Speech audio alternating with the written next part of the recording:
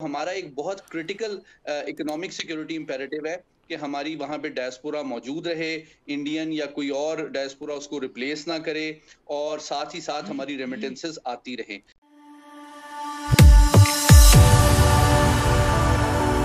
जय हिंद दोस्तों, मोदी देश में आपका स्वागत है। दोस्तों, आज पाक मीडिया बात कर रहा है इमरान खान के सऊदी दौरे की। आपको पता होगा कि पाकिस्तानी आर्मी चीफ पहले ही सऊदी अरब चले गए हैं सऊदी अरब से बातचीत करने के लिए कई मामलों पर। तो पाक मीडिया यहाँ पे कह रहा है कि सऊदी अरब भारतीयों को ला रहा है पाकिस्तानियों को रिप्लेस करने के लिए, और हमें ये देखना होगा कि इकोनॉमिकली पाकिस्तान और सऊदी अरब के रिश्ते अच्छे हो, ताकि सऊदी अरेबिया ऐसा फ्यूचर में ना कर पाए कि सऊदी अरेबिया में सिर्फ भारतीय काम कर रहे हो और सऊदी अरेबिया पाकिस्तानियों को निकाल दे। क्योंकि आपको याद होगा कि पाकिस्तानी विदेश मंत्री ने सऊदी अरेबिया के खिलाफ बयान दिया था कि हम ओआईसी में सऊदी अरेबिया को छोड़ के बाकी देशों के साथ एक अलग से मीटिंग करेंगे कश्मीर को लेके, जिसके बाद सऊदी अरेबिया और पाकिस्तान के रिश्ते बहुत ही ख़राब हो गए थे और सऊदी अरेबिया ने पाकिस्तान से अपने पैसे भी वापस मांग लिए थे। तो उसी की वजह से पाकिस्तान को ये डर है कि सऊदी अरेबिया भारतीयों को पाकिस्तानियों से रिप्लेस करेगा। तो दोस्तों, ये वीडियो बहुत ही मज़ेदार है, तो इसे आप पूरा ज़रूर देखिएगा। तो चलिए और इंतज़ार ना करके ये वीडियो देखते हैं। जनरल कमर जावेद बाजवा साहब सऊदीया के विजिट पे हैं। मोहम्मद अली साहब, deferred oil payments economic terms में अगर बात करें, क्या फाइनेंशियल असिस्टेंस की जानिब जाएंगे वजीर आज़म, और उससे पहले जो आर्मी चीफ का विजिट है इसको कैसे देखते हैं? बहुत शुक्रिया कमर साहब। मैं बुनियादी तौर पे मुख्तसरन जो पाकिस्तान और सऊदी अरब की रिलेशनशिप है, इसकी 4 डायमेंशंस हैं। एक इसकी पॉलिटिकल डायमेंशन है, एक इकोनॉमिक डायमेंशन है, एक सिक्योरिटी डायमेंशन है। देखिए, रिसेंटली बाइडेन एडमिनिस्ट्रेशन के आने के बाद अमेरिकी इंतजामिया ने भी थोड़ा सा हाथ खींच लिया है। बैलेंस नहीं, मैं इतनी सख्त बात नहीं करूंगा। मैं यूं कहूंगा कि ईरान से ताल्लुकात में जो हॉस्टिलिटी है उसको कम करने की थोड़ी बहुत कोशिश है, क्योंकि JCPOA पे मुज़ाकरात चल रहे हैं जी और जिसको सऊदी अरब तशवीश की निगाह से देखता है। ये तो जियोपॉलिटिकल हो गया। इकोनॉमिक में बहुत इंपॉर्टेंट बात ये है कि हमारी बहुत बड़ी डायस्पोरा वहां रहती है और हमारी रेमिटेंसेस का बहुत बड़ा हिस्सा, खास तौर पे कोविड के बाद और हमारा जो एक्सपोर्ट इंपोर्ट गैप है उसके बहुत ठीक। बढ़ने के बाद उसकी अहमियत बहुत बढ़ जाती है। तो हमारा एक बहुत क्रिटिकल इकोनॉमिक सिक्योरिटी इम्पेरेटिव है कि हमारी वहाँ पे डायस्पोरा मौजूद रहे, इंडियन या कोई और डायस्पोरा उसको रिप्लेस ना करे और साथ ही साथ हमारी रेमिटेंसेस आती रहें।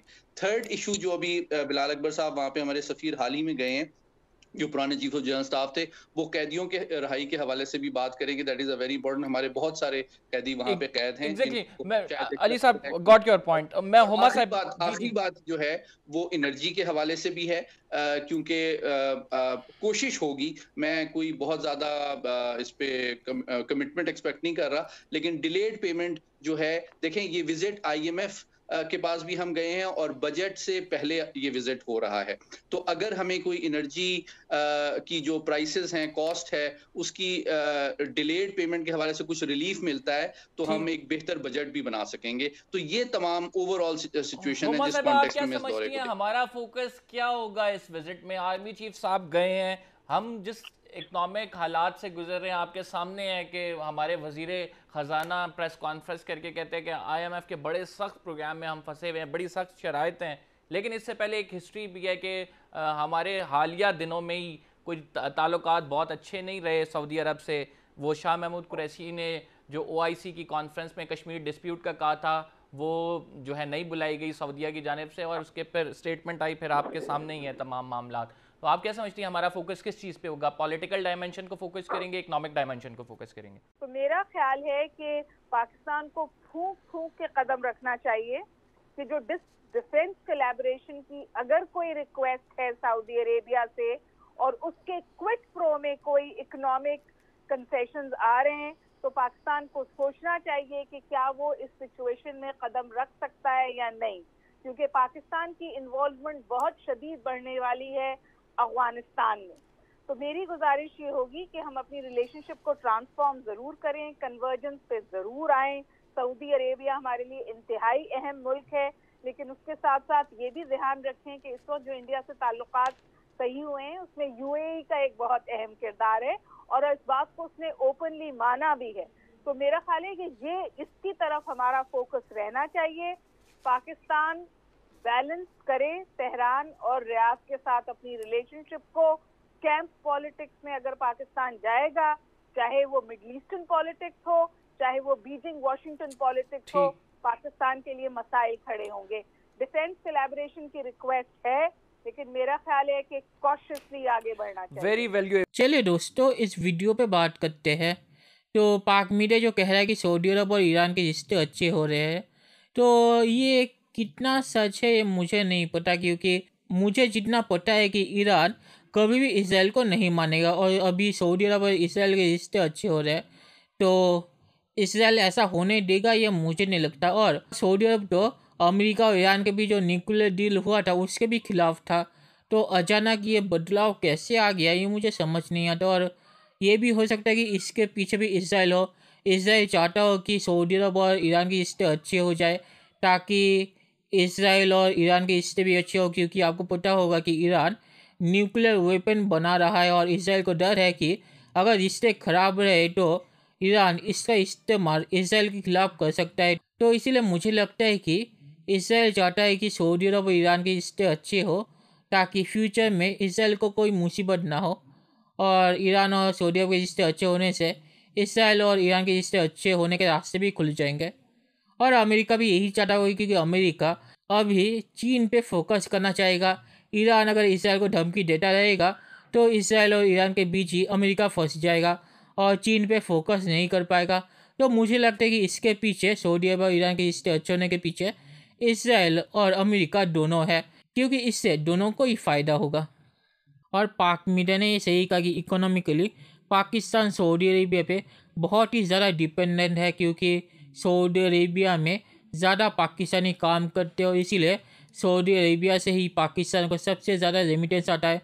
और आपको पता होगा कि पाकिस्तान की इकोनॉमिकली अभी हालत क्या है। पाकिस्तान उन्हीं रेमिटेंस पे चल रहा है, और रेमिटेंस अगर सऊदी अरेबिया से बंद हो गया, मतलब कि सऊदी अरेबिया ने अगर पाकिस्तान को निकाल दिया, तो सऊदी अरेबिया से पाकिस्तान को रेमिटेंस भी कम हो जाएंगे। तो इस वजह से पाकिस्तान की इकोनॉमी पर भी इसका बहुत ही ख़राब असर पड़ेगा।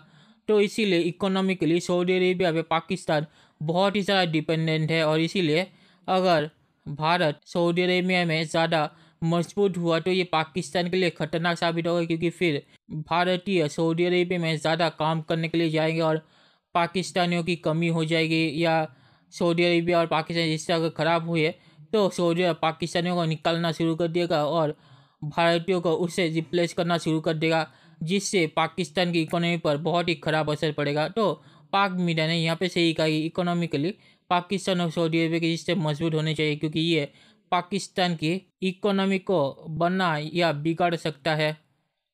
और पाक मीडिया यहाँ पे सही कह रहा है कि सऊदी अरेबिया और पाकिस्तान के रिश्ते अच्छे नहीं जा रहे, क्योंकि सऊदी अरेबिया पाकिस्तान को कश्मीर पे समर्थन नहीं करता। और ये सऊदी अरेबिया ने पाकिस्तान को बोल दिया है कि कश्मीर पर वो पाकिस्तान को ज़्यादा तवज्जो नहीं देंगे भारत से, या कश्मीर पर सऊदी अरब कोई भी पोजीशन नहीं लेगा जिससे भारत नाराज़ हो। तो इसीलिए पाक मीडिया यहाँ पे सही है कि कश्मीर की वजह से ही पाकिस्तान और सऊदी अरब के रिश्ते ख़राब हो रहे हैं। और पाक मीडिया जो कह रहा है कि सऊदी अरब कोई मिलिट्री असिस्टेंस चाह सकता है पाकिस्तान से इकोनॉमिकली मदद के बदले, तो मुझे लगता है कि पाकिस्तान ये सोचता है कि सऊदी अरब को पाकिस्तानी आर्मी की ज़रूरत है। सऊदी अरेबिया में, सऊदी अरब में अमेरिकी आर्मी है और अमेरिकी आर्मी सऊदी अरब की सुरक्षा करती है, ना कि पाकिस्तानी आर्मी। तो मुझे नहीं लगता कि सऊदी अरब पाकिस्तानी आर्मी की मदद चाहेगा किसी भी चीज़ के लिए। और सऊदी अरब अगर पाकिस्तानी आर्मी की मदद भी चाहेगा तो वो यमन के लिए चाहेगा, क्योंकि सऊदी अरब की सुरक्षा के लिए उन्हें पाकिस्तानी आर्मी की ज़रूरत नहीं है, क्योंकि जैसे कि मैंने पहले कहा कि सऊदी अरब की सुरक्षा अमेरिकी आर्मी करती है। तो मुझे नहीं लगता कि पाकिस्तानी आर्मी की मदद सऊदी अरेबिया लेगा। और मुझे नहीं पता पाक मीडिया यहाँ क्या कह रहा है कि अमेरिका के जाने के बाद पाक आर्मी को अफगानिस्तान पे ज़्यादा फोकस करना पड़ेगा, क्योंकि उनके मुताबिक अफगानिस्तान में तालिबान आ जाएगा और तालिबान और पाकिस्तानी आर्मी के रिश्ते अच्छे हैं। तो मुझे नहीं पता कि यहाँ पे पाक मीडिया क्या कह रहा है। और आखिर में मैं ये कहूँगा कि पाक मीडिया ने जो कहा है कि पाकिस्तान को किसी भी कैंप में नहीं जाना चाहिए और पाकिस्तान के अंदर फोकस करना चाहिए और सऊदी अरेबिया और ईरान के बीच किसी को चूज़ नहीं करना चाहिए, क्योंकि सऊदी अरेबिया और ईरान पाकिस्तान में क्या करवाते हैं मुझे आपको बताने की ज़रूरत नहीं है। तो ये सही बात है, पर पाकिस्तान पहले ही चीन के कैम्प में चला गया है, तो अमेरिका के लिए पाकिस्तान भरोसे लायक अभी नहीं रहा। तो देखते हैं कि फ्यूचर में क्या होता है। दोस्तों, ये वीडियो देखने के लिए बहुत बहुत शुक्रिया और हमारे चैनल को सब्सक्राइब करना मत भूलिएगा। Thank you very much.